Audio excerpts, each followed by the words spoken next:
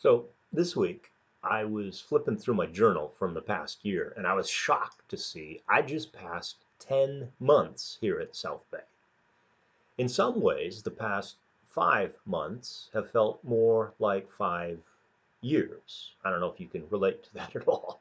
I don't know how many people who have been connected with us remember this, but before all this chaos erupted back in March, we had begun to strategically and intentionally study what Jesus meant when he said he will build his church.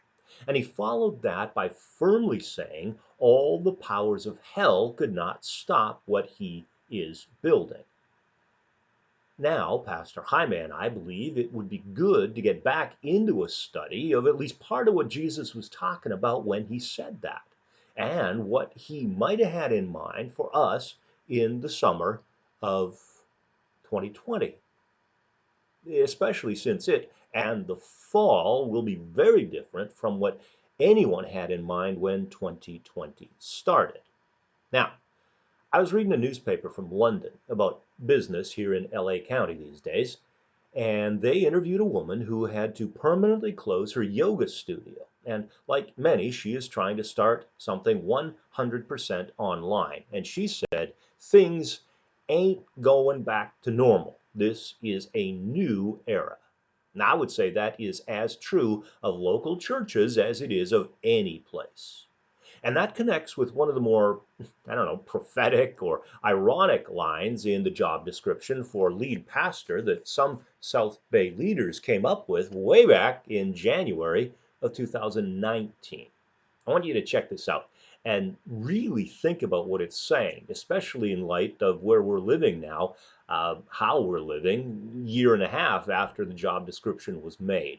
Again, this is just part of it. It said, we believe God has exciting things in store for our church, and we are seeking that called man or woman to come and partner with us and with our ministry teams and leaders to help lead our congregation into the church's next season of ministry. Exciting things, it says, in this season of ministry. I don't think anyone could have predicted what that would look like midway through July of 2020. All that to say, we're going back to the foundation we were trying to start to lay a year after that job description was written. So back to where we were just as 2020 began. And today, as we get into that, I want to start in Luke chapter 22, verse 14. Again, Luke 22:14, where it says, when the time came, Jesus and the apostles sat down together at the table. I want you to highlight, underline, or make a mental note of the apostles. At that point in the story, those were the first 12 people Jesus had prayerfully selected to be his first followers. The title of this section is often The Last Supper. Now, we know the significance of that, but the 12 could not have, although it was a special meal for them for another reason. It was the Passover meal, as part of the Passover celebration, which was the biggest event in a Jewish calendar that was filled with events and ceremonies and memorial days. There is something huge in them celebrating the Passover meal together. See, Passover was almost always only celebrated among families, which tells us something about what this group of 13, including Jesus, what this group had become. Now, to give a little picture of what that kind of family was, what this kind of family was, it included Matthew, a tax collector, and Simon the Zealot. Matthew would have been someone who we would say was about as far right as you could go, and Simon was as far left. Now, does that tell you anything about what things might have been like within this group at times? Well, despite that, or because of it, Jesus shared this Last Supper with them, although they wouldn't have known it was going to be the last. They were led through their own First Communion, which included a lesson on bread and wine led by the person those two things would come to symbolize. And then Jesus told them he knew one of them was going to betray him. And the story goes immediately the disciples began to ask each other which of them would ever do such a thing. See, these were Jesus's 12 closest followers, and this would have only been a few hours since Jesus had stripped to the waist and washed their feet. Despite that, look at verse 24. Then they began to argue among themselves about who would be the greatest among them. When Jesus said all the powers of hell would not be able to stop what he is building, it also seemed to say all the powers of hell are going to try to stop what he is building. And those powers often do it by getting people bickering on the inside. Now, look carefully at what Jesus said back to them. He said, "Let the senior among you become like the junior, and let the leader act the part of the servant." Subtly, in that statement, we have our first look at his desire and his design for there to be structure and order among his followers as he builds his church. But he made it clear that no one in a position of leadership should ever be held up too high. A key trait of a leader in a local church needs to be humility. And God has a variety of ways of humbling leaders. We're going to get into that a little bit later. But I want to say first, I realize some of this may seem obvious, but I believe it is crucial at the start of this kind of conversation. What is my title here? Well, by something that was defined before I got here. The title I have in the South Bay Church of God is lead pastor. The word lead in my title is an adjective. It's a describing word. At least that's how I take it. The job description I was given last fall describes what key people from the South Bay Church of God said they want in their lead pastor. And the way the job description describes that excites me, humbles me, and kind of scares me, especially when I think about the line in the Bible that says, pastors are keeping watch over your souls and continually guarding your spiritual welfare as those who will give an account of their stewardship of you. My primary responsibility is the condition of people's souls. And as I connect with pastors from all over, I hear many say that is one of the last things they have time and or energy for. And that is one of the main reasons we're entering this study over the next several Sundays. But again, it's just a starting point, although that line in Hebrews was written decades after Jesus made his promise to build his church. And in between, some internal structure had begun to be put in place in their versions of local churches, including those who would go on to be called pastors. We see a lot of that history in Acts as well as in most of Paul's letters. And this morning, what I want to do is try to briefly cover some of the highlights of the history of that, those first several decades in the first local churches, to try to start to help us see the trajectory of the design and the strategy for local churches, and specifically for a local church like South Bay at this very point in history. To try to begin to see that, we need to step back again in history to right after the execution, resurrection, and ascension of Jesus. In a short period of time, the number of people who believed Jesus was who he claimed to be and was executed for claiming to be was growing. And that was just the start of some extraordinary multiplication.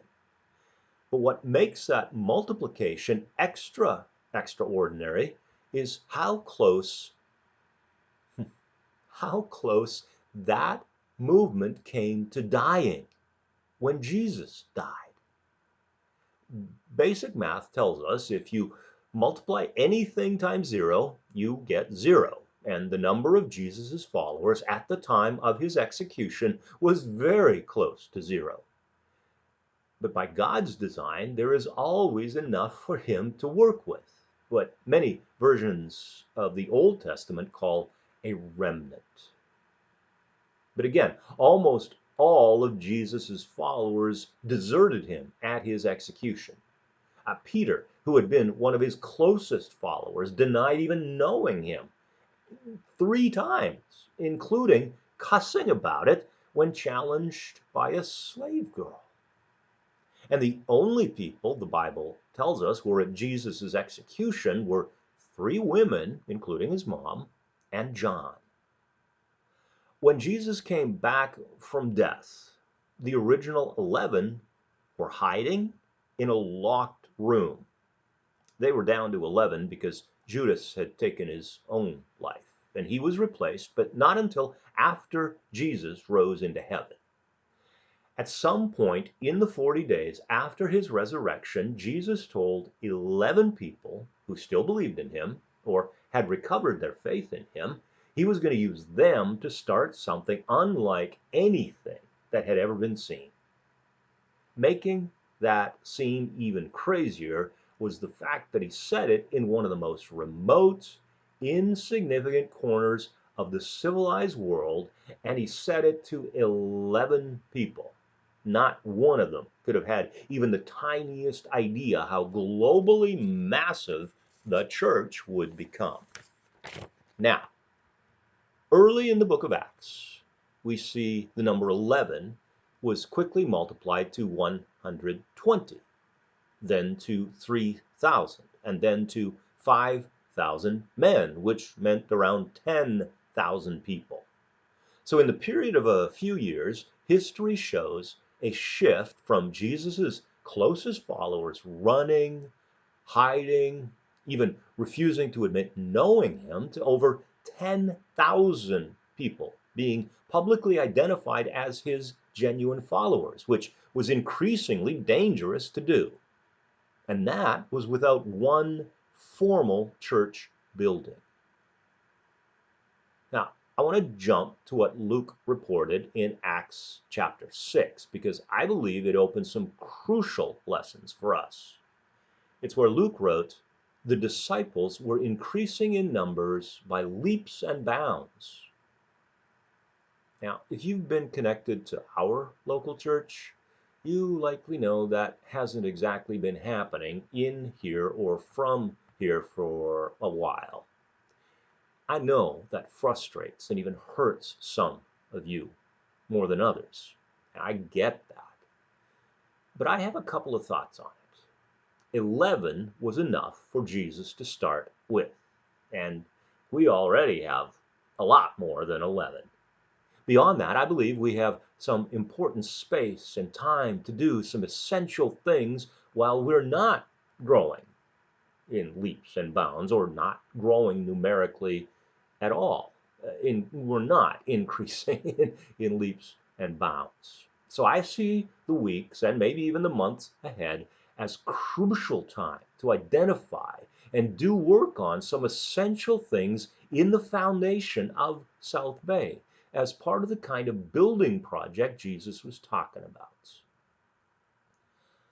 Now, part of me is a little hesitant to mention this next part, but I believe we need to take it seriously because it has to do with the kinds of things that keep local churches from growing and keeps its people from growing in maturity on the way to probable growth in numbers.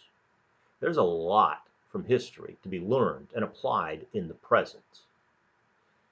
Not long after Acts was finished being written, Peter wrote his first letter, including this line: "The time has come for judgment, and it must begin with," catch this, "God's household." Now, it doesn't look as though the way Peter used the word for judgment was the eternal damnation kind of judgment. It was more like take a good, long, hard look at something.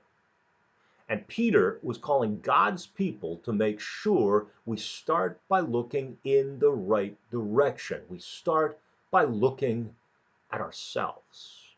And that has its roots in something Peter heard Jesus say face to face, right up front. He said, "Why do you notice the little piece of dust in your friend's eye, but you don't notice the big piece of wood in your own eye? Why do you say, 'Let me take that little piece of dust out of your eye'? Look at yourself first." The extraordinary period in history we are in may, at least in part, be for God to get us to individually and collectively pause in front of a spiritual mirror to see if there are things the Holy Spirit wants or needs to work on in us. Again, as individuals and collectively. We need to pause, and maybe this is a time to be paused, to see if there are things the Holy Spirit wants or needs to work on in us, again, as individuals and collectively. And just so you know, I believe here on earth there will always be things the Holy Spirit wants and needs to work on in each and all of us. And I hope you can see your screens because I think the video that we have next is going to powerfully illustrate the kinds of things we need to be willing to open ourselves up to.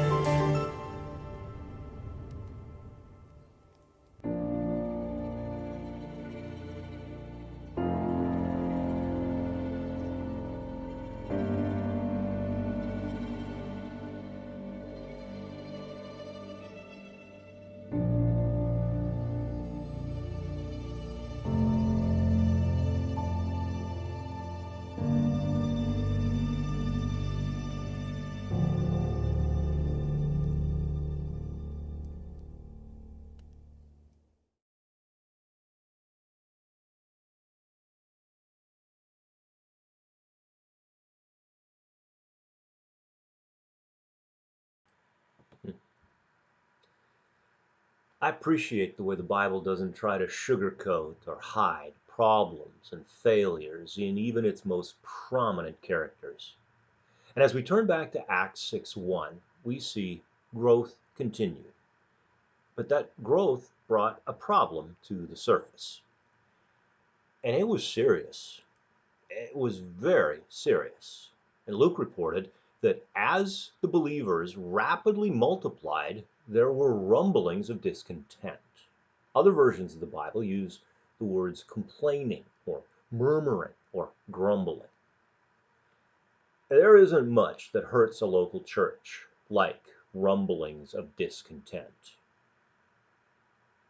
As Jesus said, what we say flows from what is in our heart. I believe Jesus would extend what we say in 2020 to what we text or what we type. See, it is essential to deal with what is going on inside if we are going to be as effective as possible with what we do on the outside. As we saw a couple of weeks ago, Jesus said once we start to address our own log, then we will start to see clearly. Then we will be able to help others more effectively. While the Bible makes it clear grumbling is never right, it is very real, and it can come at strange times and in very unexpected ways. Learning to deal with grumbling God's way has always been one of the biggest challenges facing people in leadership, especially since some of the biggest threats facing a local church can come from inside it rather than outside.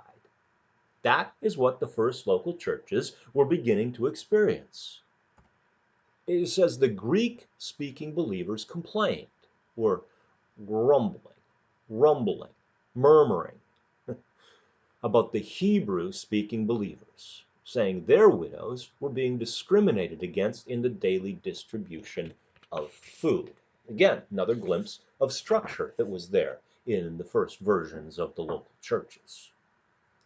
Both groups Luke referred to here were Jews, although the words he used for Hebrew speaking were often used in a way that was different from the way they probably seem to most of us. Many Hebrew speaking Jews considered themselves better and more pure than Greek speaking Jews, and many made that known quite arrogantly. They believed Hebrew, understandably, they believed Hebrew was the original language. That was a good belief to have for the Jews, but they believed Hebrew was the language of quote unquote real Jews. And Greek speaking believers referred to a Jew by birth or by conversion, but who mostly spoke Greek. Most had learned Greek because the kind of treatment Jews have known throughout history had scattered them across the civilized world. They remained Jews, but many took on the culture where they were and lost the language of their ancestors. Almost all learned Greek because it was the common trade language across the Roman Empire. It was like people coming to the United States and finding out how much they need to learn and or use English as part of getting established here, yet wanting to hold on to parts of their home culture and language. It's one of the many things I love about diversity, even though it is often challenging to build unity and harmony in the midst of diversity. I believe that's another thing we need to be prayerfully exploring, evaluating, and talking about transparently in the days and weeks ahead, especially if one of our core desires is genuinely to build bridges into the community that surrounds us. Most people don't realize how culturally diverse most versions of local churches were in the first century AD, including in Jerusalem. That diversity was magnified because there has almost always been something powerfully culturally that made many, if not most, Jews long to get home to Jerusalem, either to visit or to live, no matter how many generations passed since someone in the family line actually lived there. Around the time covered here in Acts, the Romans had built a lot of roads and eased a lot of restrictions on travel, so more Greek-speaking Jews than ever were able to make their way home to Jerusalem from all across the Roman Empire. Be that as it may, there was a sense of superiority to the phrase and the people who were Hebrew speakers. With kind of an arrogant tone, it communicated, we are not them. Now that played a significant role in the first major church conflict. The Greek-speaking believers complained, or murmuring, grumbling, about the Hebrew-speaking believers, saying their widows were being discriminated against in the daily distribution of food. Bottom line, bitterness and arrogance were colliding, and that is a bad combination in any nation or organization, and it is uniquely dangerous in a local church. I appreciate the way this modern version of the Bible captured what happened next. It says, the first response, so to speak, was that the 12 convened the entire community of disciples, and they said, we could solve this problem ourselves, but that would not be right. We need to focus on proclaiming God's message, not on distributing food. Now, we'll see next week that was no way, by no means, a way of saying, oh, we don't wait on tables, we don't distribute food. No, it was saying, no, look, folks, our priority needs to be this. Yes, this is a need. Yes, this is important, but that's not where we're to focus. And it may not look like it at first, but that is a huge statement about the kind of design Jesus had in mind when he said he was going to keep building the church. God's message needs to be at the foundation of a local church in order for it to remain eternally distinct from, say, other humanitarian or community groups. And local churches need to be about meeting real community needs. That is where we'll pick up the story next week. And between now and then, I encourage you, I challenge you to be thinking about who you think would be represented by the 12 here at South Bay.